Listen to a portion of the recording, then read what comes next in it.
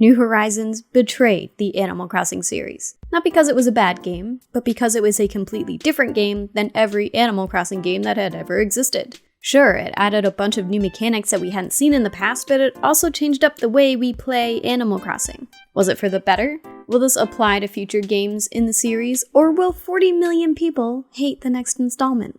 If you're not familiar with the previous games in the series, which is, well, most people, New Horizons was a bit of a departure from what the Animal Crossing community was used to. The basics of the game were the same. You find yourself in a brand new place with a bunch of talking animals and sell your soul to a raccoon for a house. Each game tends to have its own shtick. New Leaf had Main Street. City Folk had a whole city. Wild World had, like a taxi at the beginning, or no holidays. I don't really know what Wild World had.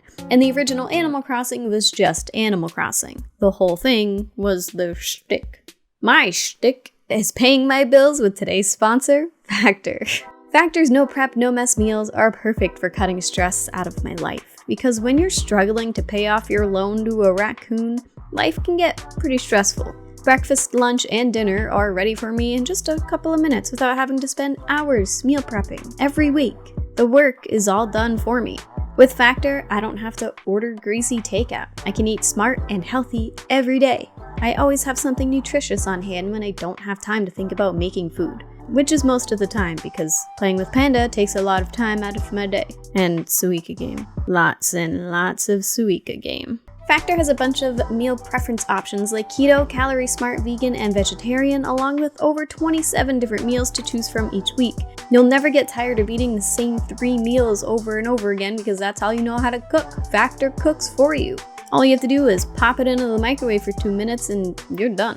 Try out Factor for yourself. Use my link or go to go.factor75.com and use code POG, NOV50 for 50% off your first box. Click the link in the description or scan the QR code with your phone.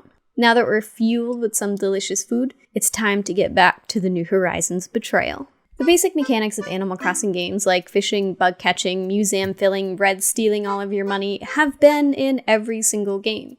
The developers wanted to keep the basics intact. Make sure things that make Animal Crossing stay in Animal Crossing, while also adding their twists so each game has something fresh to keep their returning players interested. In New Horizons, this twist is customization. You can customize literally everything. Okay, well, not literally everything, but we went from the mayor of a small town to freaking God. We have a crazy number of clothing options to change into. We can decorate our villagers' houses, we can move rivers, lands, mountains, dig up flowers, trees, create our own rock formations, decide who gets to live on our island. There are so many customization options. Past games allowed us to concentrate on different goals besides customizing our towns, like paying off our houses, or building up Main Street, or even upgrading Nook's Cranny, remember that? They were about figuring out your new life and contributing positively to society. Or just giving Nook his mansion. Look at this store. We did this. He didn't make this much money before we came to town, single-handedly funding this guy's life. But these seemingly main mechanics were completely left out of New Horizons. We could upgrade Nooks once. That's it. Timmy and Tommy got out of their rustic shack and into a store that was barely bigger. But we could pick exactly where that store goes and move it to wherever we wanted, as long as we could afford it. In New Leaf, your villagers could move in and destroy any outside decoration you had. New Horizons lets you choose exactly who's moving in and where they live. And if you bought the DLC, you now have the option to customize the outside of their house or decorate the inside of their house. A huge step up from them moving on top of your perfect fruit orchard. Stupid bubbles. They almost concentrated too much on customization in this game to the point that we've lost some of the top-rated mechanics and activities from other installments, like minigames or extra fruit or Nook's store advancement. It's nice that we got a ton of control over our game, but it came with consequences that we weren't prepared for. Why did they decide to go this route?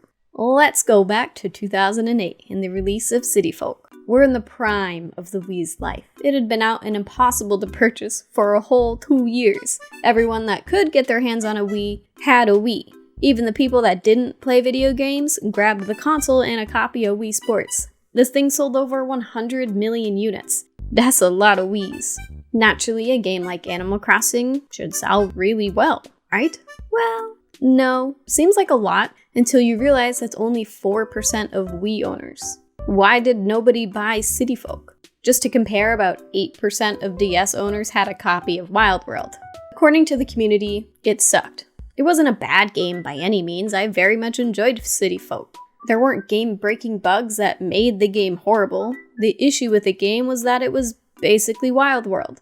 Even the music was exactly the same. Sure, the Wii version had a city that you could go to, but the city was nothing different than what we know now as Harv's Island. Just a place that took a bit to travel to and had a lot of shops that you could buy stuff from sometimes. That's it.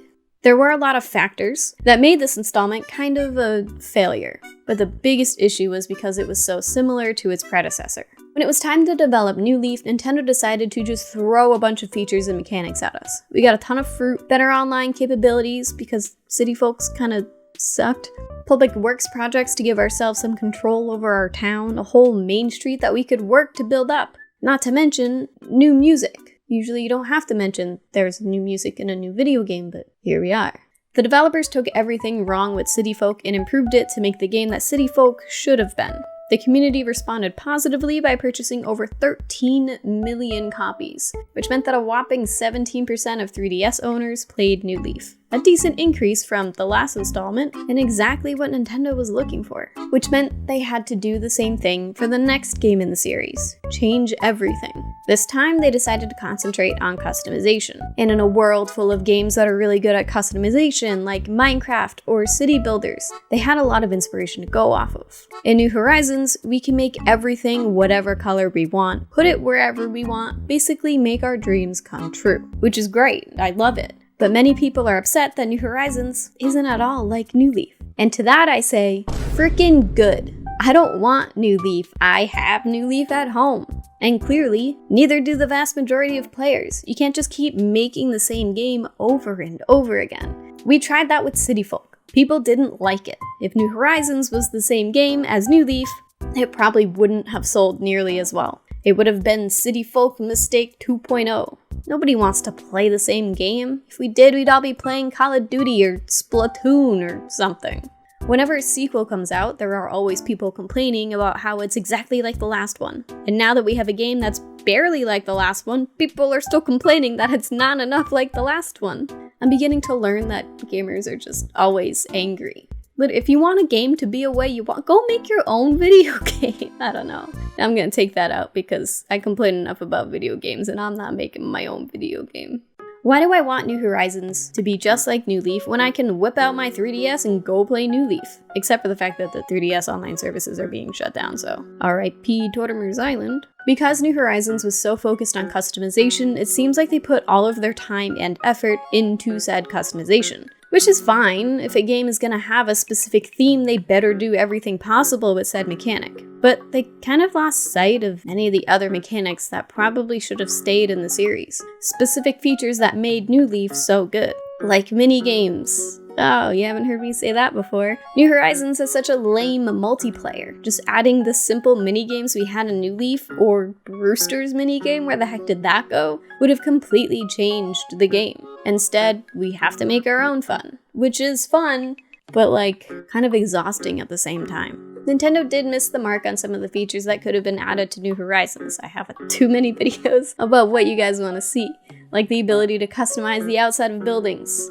There are many ways the Switch game could have been improved. Hopefully they're listening to our complaints and will bring back some of the features in the next game.